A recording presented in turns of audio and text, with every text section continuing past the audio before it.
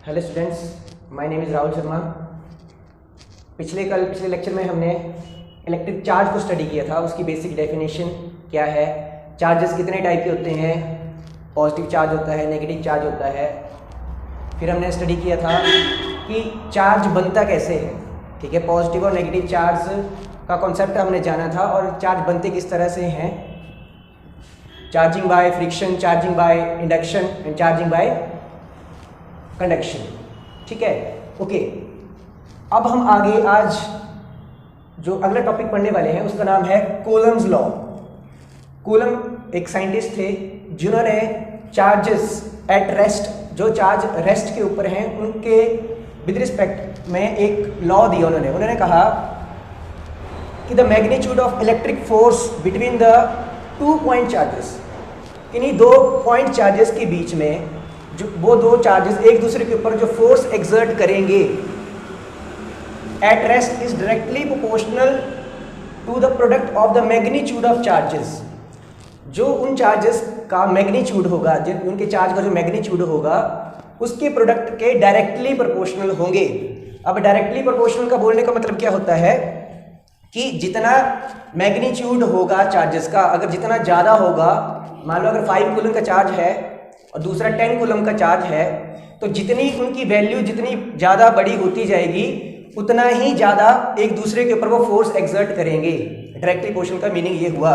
तो हम यहाँ पे इसको मैथमेटिकली लिखना होगा, तो जो फोर्स F बोल देते हैं, ठीक है, तो F इज डायरेक्टली प्रोपोर्शनल का साइन होता है ये वाला।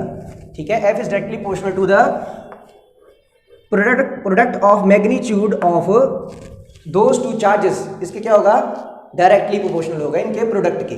ठीक है, अब दूसरी चीज क्या कही इन्होंने कि ये जो 2 चार्जेस हैं Q1 एंड Q2, ये मान लो R से जो R डिस्टेंस है ये एक दूसरे से सेपरेटेड है, इनके बीच की जो डिस्टेंस है दैट इज R। ठीक है, उसको मान लेते हैं। तो उन्होंने कहा और ये जो फोर्स होगी, फोर्स बिटवीन दीज 2 चार्जेस, ये चार्ज इसके ऊपर फोर्स एक्सर्ट कर रहा होगा और बदले में ये भी इसके ऊपर फोर्स एक्सर्ट कर रहा होगा। ठीक है, तो ये जो फोर्स होगी ये inversely proportional to the square of distance between them होगी। तो ये जो F होगा इनवर्सली प्रोपोर्शनल। इनवर्सली का बोलने का मतलब हो गया कि अगर इन दोनों के बीच में जो डिस्टेंस अगर वो कम है तो फोर्स ज़्यादा एक्सर्ट होगी एक दूसरे के ऊपर। अगर R की वैल्यू ज़्यादा है तो फोर्स उन दोनों के बीच में क्या हो जाएगी, कम हो जाएगी, एक दूसरे के ऊपर कम फोर्स एक्सर्ट करेंगे। तो कुल मिलाकर ये जो 2 बातें कूलम्स ने कही, ओके, आप अगर आप इसको लिखना चाहते होंगे तो पॉज करके आप इसको लिख सकते हैं। ठीक है,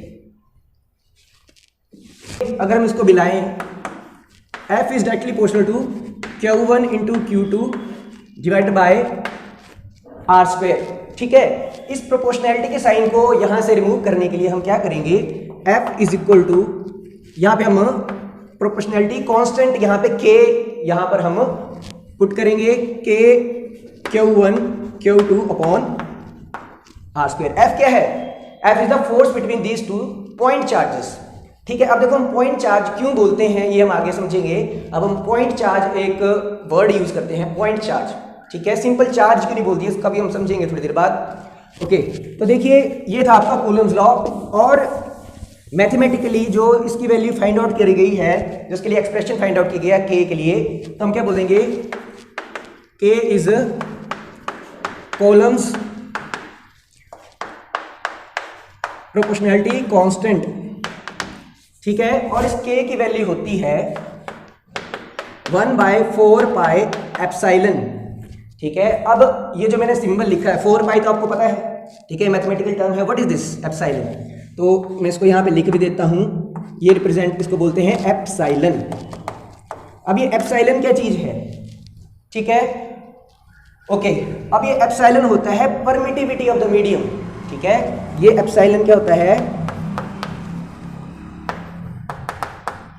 परमिटिविटी ऑफ द मीडियम। ठीक है, अब देखो इसको समझने की कोशिश करते हैं। अब देखो ये जो 2 चार्जेस होंगे, ये हमारा मान लो Q1 चार्ज है, ये Q2 चार्ज है। ठीक है, अब ये जो 2 चार्जेस होते हैं ये हमारे स्पेस में भी हो सकते हैं, वैक्यूम में भी हो सकते हैं, ठीक है, एयर बोल सकते हैं आप, या तो वाटर के अंदर भी हो सकते हैं। तो दो चार्जेस आपके किसी भी मटेरियल में हो सकते हैं वो आयरन में हो, ठीक है, कोई भी मटेरियल हो सकता है, ठीक है। तो उसको क्या बोलेंगे, मीडियम बोलेंगे। ऑयल हो सकता है, वाटर हो सकता है, एनी मीडियम। तो यहाँ पे बीच में क्या लाई कर रहा है, एक मीडियम है। ये दो चार्जेस किसी मीडियम के अंदर होंगे, ठीक है, मैटर होगा, कोई मैटर में होंगे, ओके। तो यहाँ पर ये जो एप्सिलॉन है, ये जो मीडियम है, इसकी परमिटिविटी है, ठीक है, कि ये कितना परमिट कर रहा है फोर्स, इन दोनों के बीच में फोर्स को लगने के लिए। अगर हम बहुत साधारण भाषा में हम समझने की कोशिश करें, एप्सिलॉन किस चीज को यहाँ पर इंडिकेशन दे रहा है, किस चीज की इंडिकेशन दे रहा है कि ये जो मीडियम है, ठीक है, इसके बीच में ये जो मीडियम है, ये दो चार्जेस को एक दूसरे के ऊपर फोर्स एक्सर्ट करने के लिए कितना अलाउ कर रहा है, कि आप एक दूसरे को फोर्स लगाओ, क्योंकि बीच में ये भी है, मीडियम भी है, ठीक है, ये कितना अलाउ कर रहा है, उस चीज को डिनोट करता है ये एप्सिलॉन, उस चीज को बताएगा। और ये एप्सिलॉन की वैल्यू हर मीडियम के लिए अलग अलग होगी, ठीक है। जैसे एयर में दो चार्ज पार्टिकल के बीच में फोर्स की वैल्यू अलग आएगी, वही दो चार्ज पार्टिकल अगर मैंने ऑयल में रख दिए तो वहां पे फोर्स की वैल्यू अलग हो जाएगी, ठीक है। तो उसको बताने वाला फैक्टर कौन सा होगा, that will be this epsilon. इस एप्सिलॉन की वैल्यू हर मीडियम के लिए अलग अलग होती है, ठीक है। अगर आप देखो ये जो फोर्स है, ये इनवर्सली प्रोपोर्शनल टू द जो मीडियम, जो परमिटिविटी ऑफ मीडियम के क्या है, इनवर्सली प्रोपोर्शनल है। बोलने का मतलब अगर परमिटिविटी कम होगी तो फोर्स ज्यादा होगी चार्जेस के बीच में एक दूसरे को एक्सर्ट, ठीक है। अगर परमिटिविटी कम है, ठीक है, परमिटिविटी कम होने का मतलब क्या हुआ, ठीक है, इसका बोलने का मतलब ये जो मीडियम है, इसने कम हिंड्रेंस, कम रुकावट डाली दोनों चार्जेस के ऊपर फोर्स एक्सर्ट करवाने के लिए। इसने बोला लगा दो जितने फोर्स लगानी है, ठीक है। इसने परमिटिविटी कम होने का बोलने का मतलब क्या है कि इसने अपनी तरफ से कम हिंड्रेंस प्रोवाइड करी, ठीक है। दोनों चार्जेस ने के बीच में जो फोर्स की इंटरेक्शन हुई बड़ी आसानी से हो गई। आप इस तरह से इसको समझ सकते हैं, ठीक है। और किस तरह से ये सब कुछ कनेक्टेड है, ठीक है। के ये जो कूलम्स प्रोपोर्शनैलिटी कांस्टेंट होता है, that is equal to K is equal to 1/4 pi epsilon, ठीक है। ये जो यहाँ पर होता है, ठीक है। एप्सिलॉन क्या चीज़ है मैंने आपको समझाने की कोशिश करी है, ठीक है। अगर आपको समझ में ना आया हो तो दोबारा से आप वीडियो को पीछे से देखें, ठीक है, आपको समझ में आ जाएगा जहाँ तक मैं सोचता हूँ। अब देखो क्या होता है, अब आपको एक और टर्म मिलेगी एप्सिलॉन नॉट, ठीक है। एक हमने नॉट साइन लगाया होता है, इसका बोलने का मतलब क्या होता है, जब मैंने एप्सिलॉन के साथ नॉट लगा दिया, इसका बोलने का मतलब है ये जो मीडियम है ये आपका वैक्यूम है, वैक्यूम या आप एयर भी बोल सकते हैं, ठीक है। तो जब मैं एप्सिलॉन की वैल्यू एप्सिलॉन को एप्सिलॉन नॉट लिखता हूं तो उसका बोलने का मतलब क्या हो जाता है कि मेरा मीडियम क्या है, वो वैक्यूम है, एयर है, दो चार्ज पार्टिकल किसमें है, एयर में है, ठीक है। तो ये इसको इंडिकेशन करता है इसकी, ठीक है। तो ये कुछ चीजें हैं जो कि आपको पता होनी चाहिए, ठीक है। आप इसको ई को आप एप्सिलॉन नॉट एनी मीडियम ऐसा भी लिख सकते हैं, ई एम भी लिख सकते हैं, क्योंकि कोई भी मीडियम। यहाँ पे जब मैं ये ऐसे लिख रहा हूँ तो इसको बोलने का मतलब हुआ कि अभी हमें कुछ पता नहीं है कि ये जो एप्सिलॉन है ये कौन सा कोई सा मीडियम हो सकता है। पर जब मैंने नॉट लगा दिया तो बोलने का मतलब हमारे माइंड में क्या होगा, ये हमने नॉट क्यों लगाया है, क्योंकि हमारा मीडियम क्या है, एयर है, वैक्यूम है, ठीक है। तो इस तरह से कुछ चीज़ें हैं जो हमें यहाँ पे पता होनी चाहिए। और आपको पता है फोर्स के यूनिट होते हैं न्यूटन, ठीक है। चार्ज के यूनिट कूलम होते हैं, ओके। यूनिट्स में पता होनी चाहिए। तो यहाँ पर प्रैक्टिकली जो हमने वैल्यूज फाइंड आउट करी हैं, जो एप्सिलॉन नॉट की वैल्यू होती है, एप्सिलॉन नॉट की वैल्यू होती है। अब एप्सिलॉन नॉट बोलने का मतलब क्या हुआ, permittivity of vacuum, permittivity of vacuum और परमिटिविटी ऑफ एयर। तो इसकी जो वैल्यू आती है 8.85 इंटू 10⁻⁻12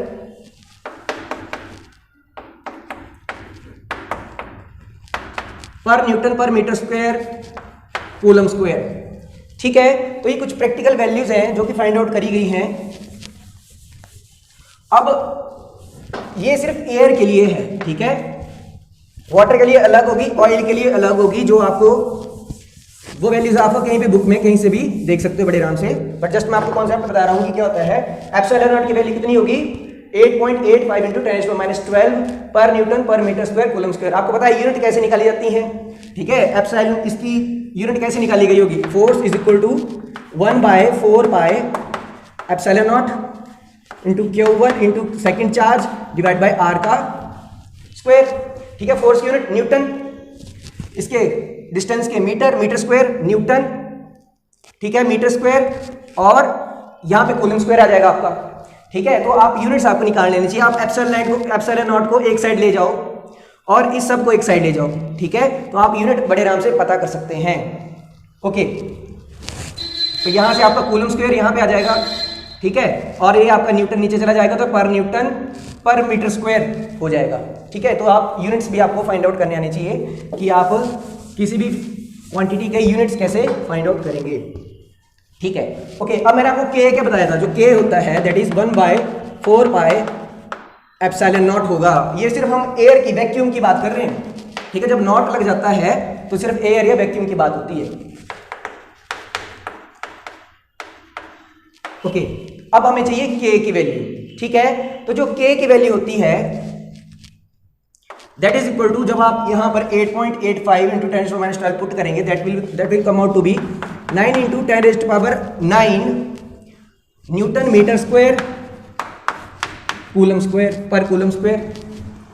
ओके, तो जब आप कोई भी न्यूमेरिकल करेंगे तो आपको पता होना चाहिए, आपको टर्मिनोलॉजी पता होनी चाहिए। सबसे पहले यहाँ पे कूलम्स लॉ में टर्मिनोलॉजी पता होनी चाहिए कि ये परमिटिविटी क्या होती है, ये के क्या चीज़ है। ठीक है, आपको न्यूमेरिकल में कोई भी चीज़ किसी भी तरह से दी जा सकती है। ठीक है, ऐसा हर बार नहीं होगा कि आपको मीडियम आपका एयर ही हो सकता है आपका मीडियम ऑयल हो या तो वाटर हो, आपके चार्जेस उसमें हो, तब आपको हर बार यही वैल्यू पुट नहीं करनी है। ठीक है, फिर आपको उसकी परमिटिविटी दी होगी उस मीडियम की, और उसके लिए जो के की वैल्यू होगी वो अलग होगी।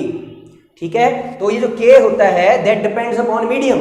हम क्या बोल सकते हैं, ये जो आपका कूलम प्रोपोर्शनैलिटी कांस्टेंट होता है दैट डिपेंड्स अपॉन मीडियम।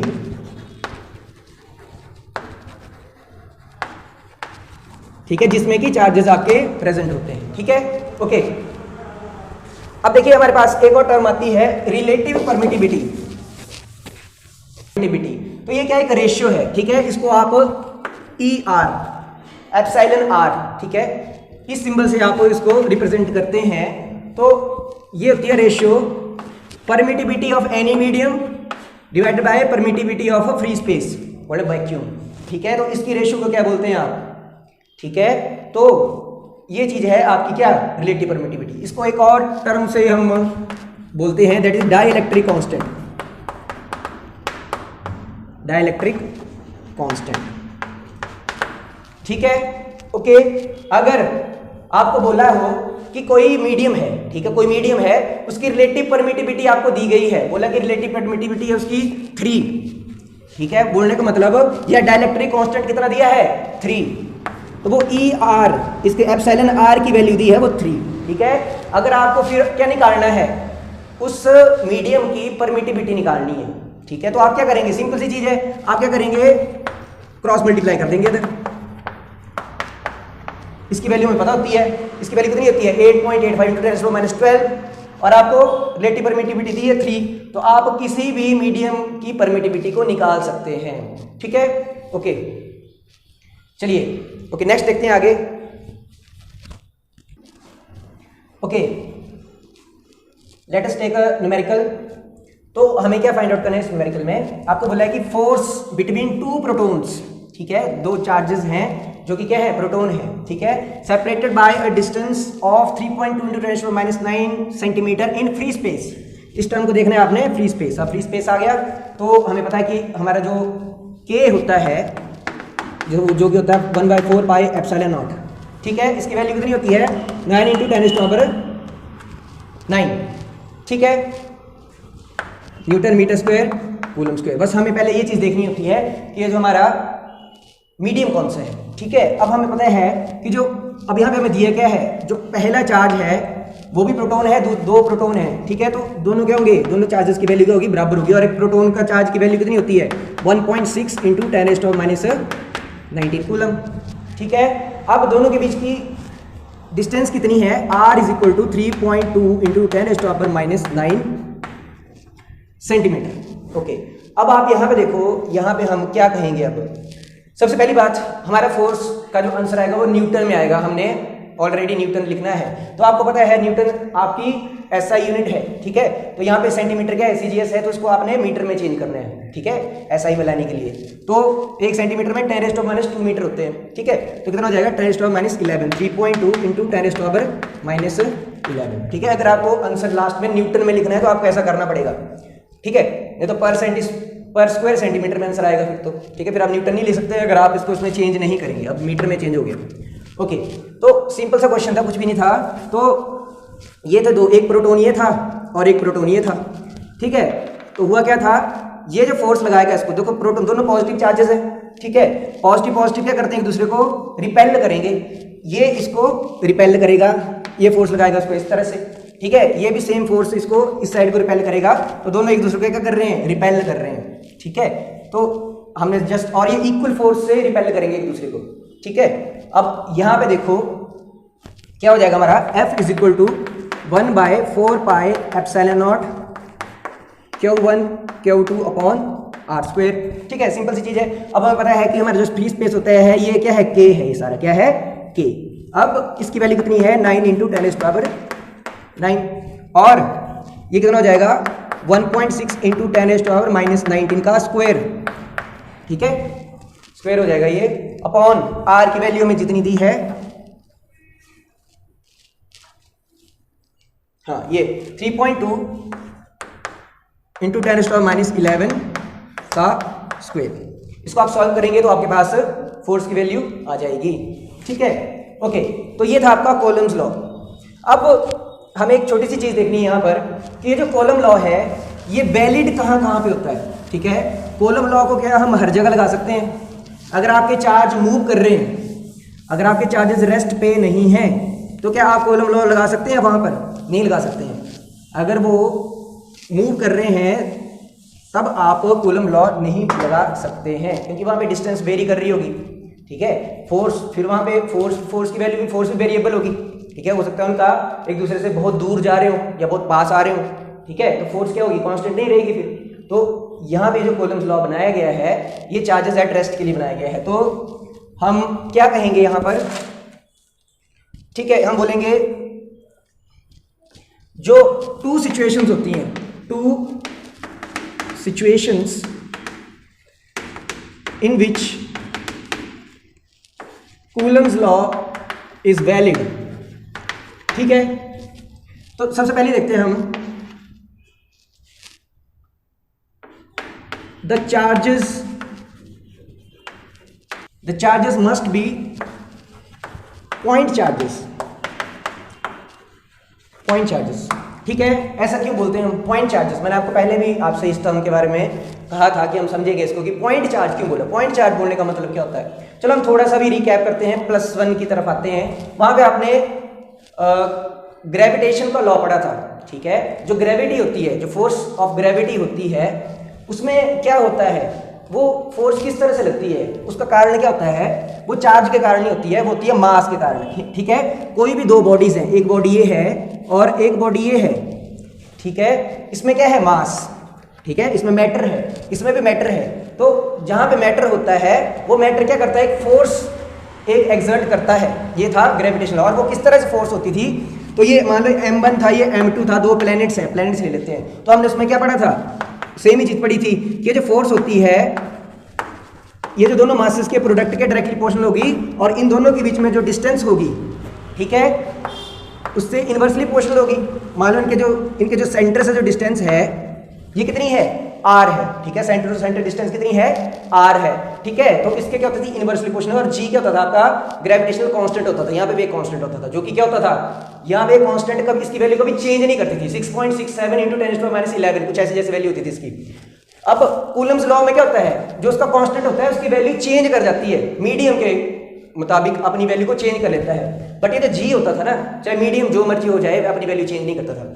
ये थोड़ा सा इसमें अंतर होता है, दो जो बॉडीज है उनके बीच में जो फोर्स एक्सर्ट होती है, ठीक है। और क्या अंतर होता है, देखो ये जो ग्रेविटेशनल फोर्स होती है ये ऑलवेज अट्रैक्ट करती है, ठीक है। ये बॉडी इस बॉडी को कभी रिपेल नहीं करेगी, इसको ऐसे दूर जाने को नहीं बोलेगी, ये बोलेगी मेरे पास ही आओ। जैसे हमारी अर्थ है, ठीक है। अगर मैं ऊपर को छलांग, आसमान में छलांग भी लगा देता हूँ तो अर्थ मेरे को रिपेल थोड़ा ना करेगी कभी भी, मेरे को अपने पास ही खींचेगी, दोबारा मैं धरती पे आके गिर जाऊंगा, ठीक है।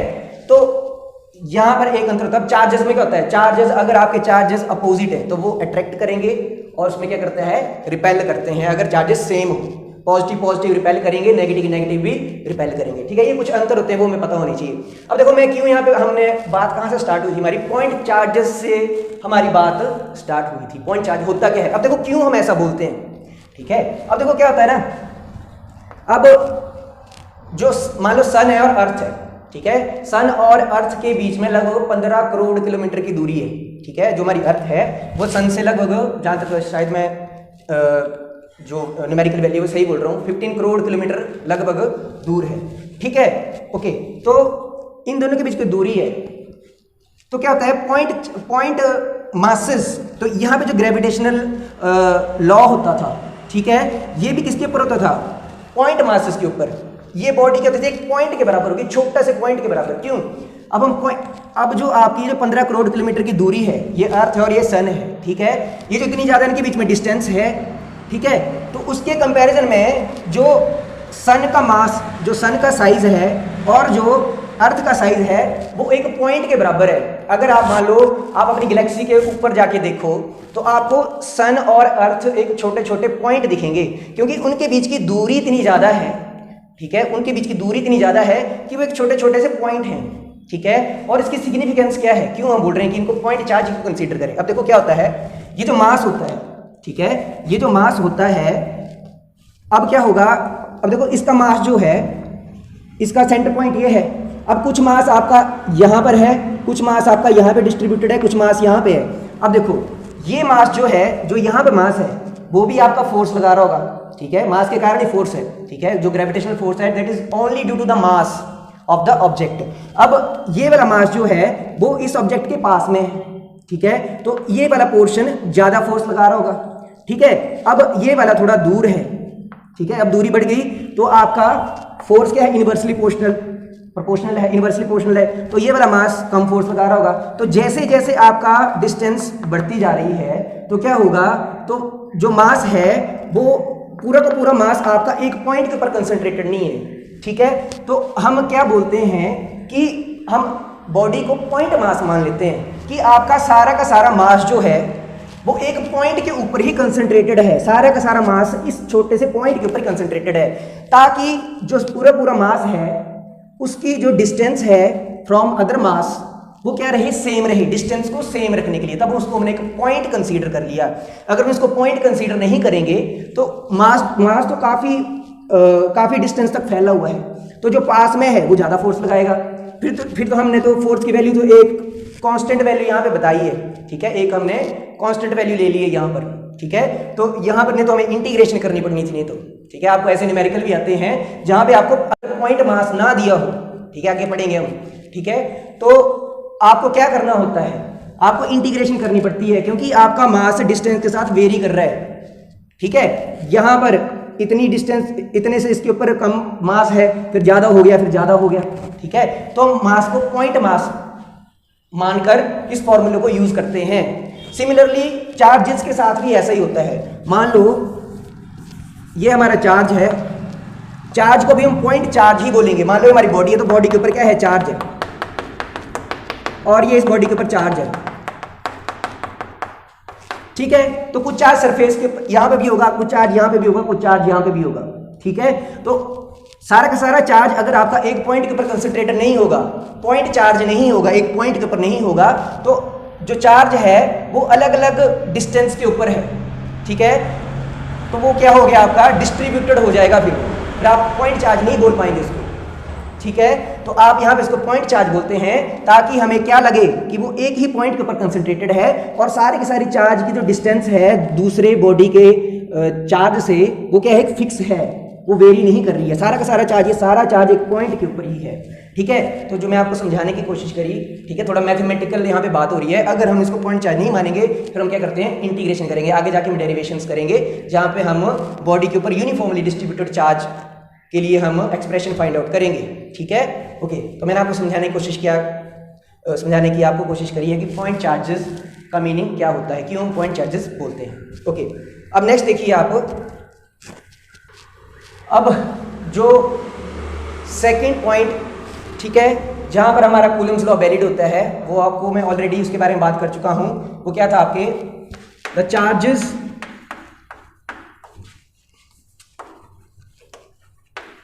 Should be at rest. ठीक है, चार्जेस किस पे होने चाहिए, रेस्ट पे होने चाहिए। ठीक है, तो अगर चार्जेस अगर आपके मूव करना स्टार्ट कर देंगे तो उनके बीच में डिस्टेंस वेरी करना स्टार्ट करी जाएगी। ठीक है, वंस अगेन हम इस फॉर्मूला का यूज नहीं कर सकते हैं। ठीक है, तो हमारा जो कूलम्स लॉ है, ठीक है, वो चार्जेस एट रेस्ट के लिए ही हमारा एप्लीकेबल हो पाता है। ओके, ठीक है, थैंक यू।